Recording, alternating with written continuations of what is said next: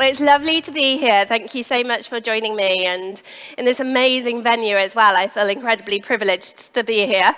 I'm going to spend the next 15 minutes or so talking to you about sustainable food systems. But before I start, a little bit about me. I have worked in purpose-driven organisations since leaving university. Those are charities, social enterprises, for-profit corporations, tech startups, and a whole lot else. Most recently, I've been CEO at the Hunger Project UK, which you'll hear more about their work in a bit. I've also led the campaigning organisation City to Sea and our refill movement, trying to reduce the amount of plastic pollution in this world.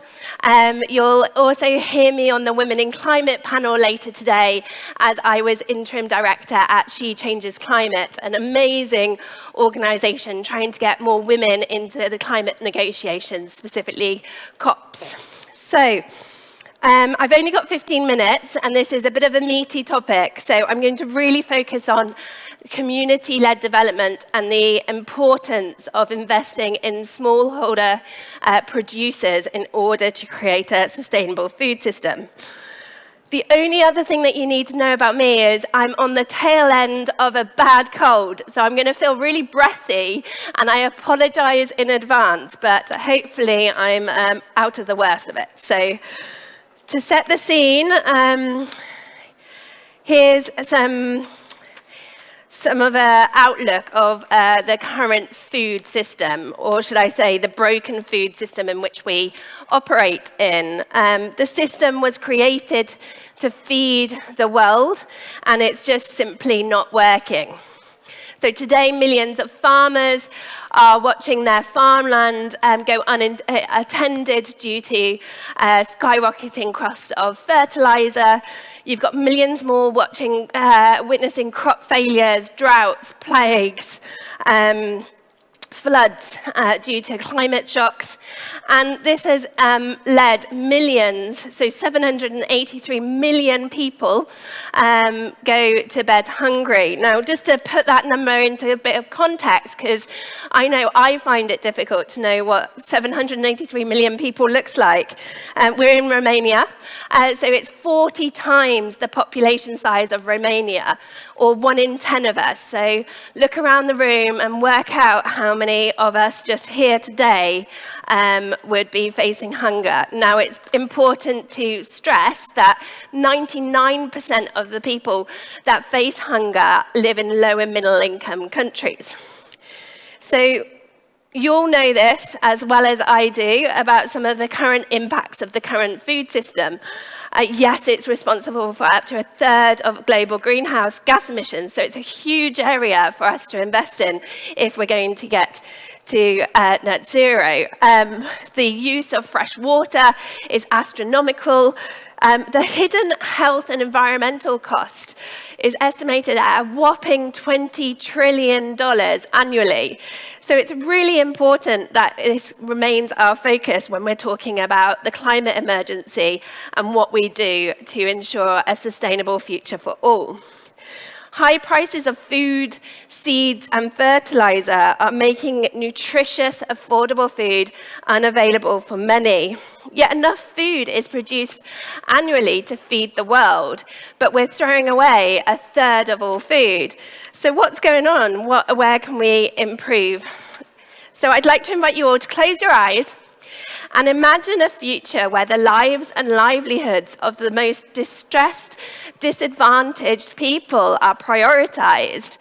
Their rural communities are strengthened. Their healthy, sustainable diets are promoted.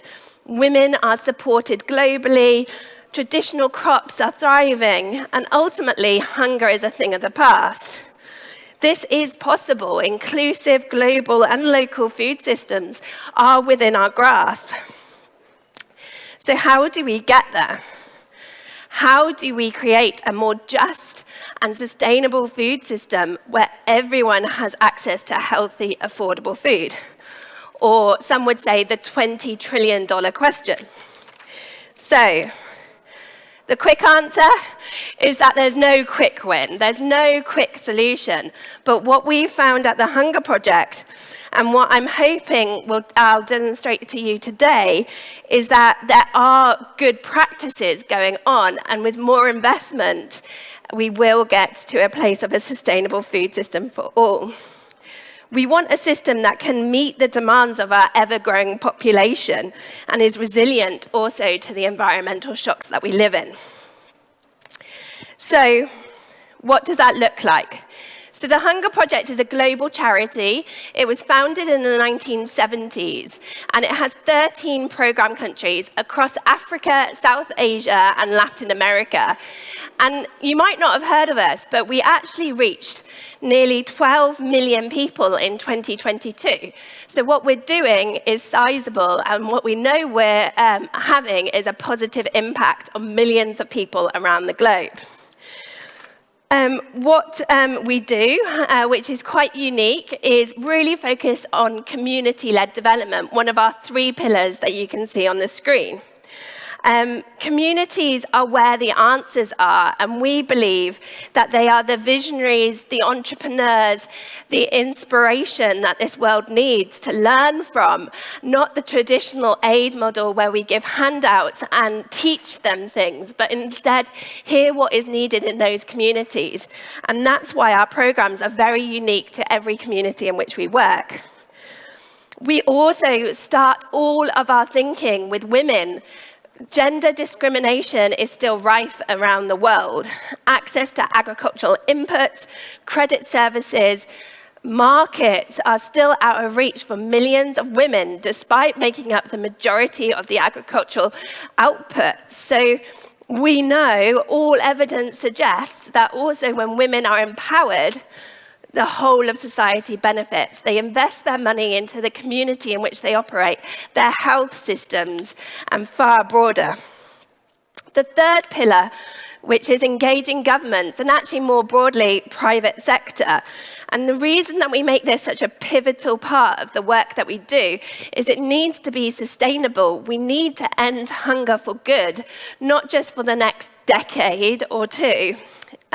What we find when working with government is it makes sure that they're accountable to their local people, that they provide access and resources that are greatly needed, and they provide the longevity of the programs in which we're operating for many years to come. So what's an example of our program? Well, we really look at the intersectionality of hunger. So yes, a lot of our work focuses on food, and in particular sort of regen agricultural practices, showing sort of more climate resilient crops, engaging in food harvests, but also we look at schooling and maternal health, entrepreneurship and employability, and empowering women in leadership positions so that they can affect the change for the tomorrow. And so visually, this looks like mobilizing communities here in Benin. So Benin, we collaborate with lots of other organizations to celebrate the local produce that they have and show people on the ground how to plant it, use it, preserve it. And preservation is actually a really important element of the work that the Hunger Project does. Across many of our countries, we encourage local action to build and stock food banks. So when the prices of their crops are low, they can store it until the time where it's higher. This is so pivotal to so many people that are reliant on their crops in order to feed their families. This was an amazing stat that I came across, which showed that smallholder farmers produce around 80% of the food consumed across Asia and sub-Saharan Africa and employ more than 2 billion people. Simply put, they're not a footnote. They need investment. They're the lifeblood of a global food system that currently is getting under-resourced and underfunded. An example of our partners is here in Ghana, and actually in Malawi too, where women, thanks to the work of the Hunger Project, can access info and resources around sustainable farming techniques and markets, improving their own livelihoods, but also increasing their yields.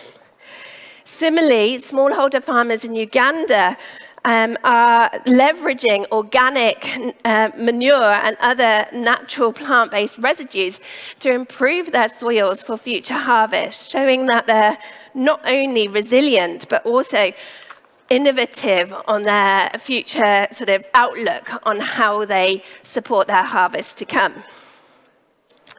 And in Mexico, what we're doing is reintroducing the Mazateco recipes that leverage fresh, local ingredients. This reduces the amount of over-processed, non-native foodstuffs that are brought into their communities. So a real diverse range of work that we're currently doing across our program countries. SOFI, earlier this year in their report, reiterated the importance of local leadership by saying development will only be sustainable when people have the right tools and resources to lead their own development. So, we're all here today looking for ways to take action and to get our own brains ticking. And I think it's really important to recognize and think about 3 points. The first is that we all must recognize our role in creating a better, more resilient food system for all. Now is the time for us to act. Healthy environments and the right to food are basic human needs. And so why not make this a call to action for systemic change? The second is that individuals like you and civil society organizations like the Hunger Project need to call on governments and private sector to invest more resources into community-led solutions. And finally, we must dispel the myth of hunger as a naturally occurring phenomenon. It isn't. There is no such thing as a lack of access. It's a denial of it. And everyone, I'm sure in this room, agrees that we all appreciate that everyone needs food. So lastly, it will take a global effort, as it's a global problem. And I think what I'm hoping I've demonstrated to you today is only with new investment in communities and farming will we see the end of hunger and the importance of community-led development. So please contact me if you want an introduction to the Hunger Project. Their global website is thp.org, and email me if you're up for a discussion on any of the topics that I've spoken to you today. Thank you.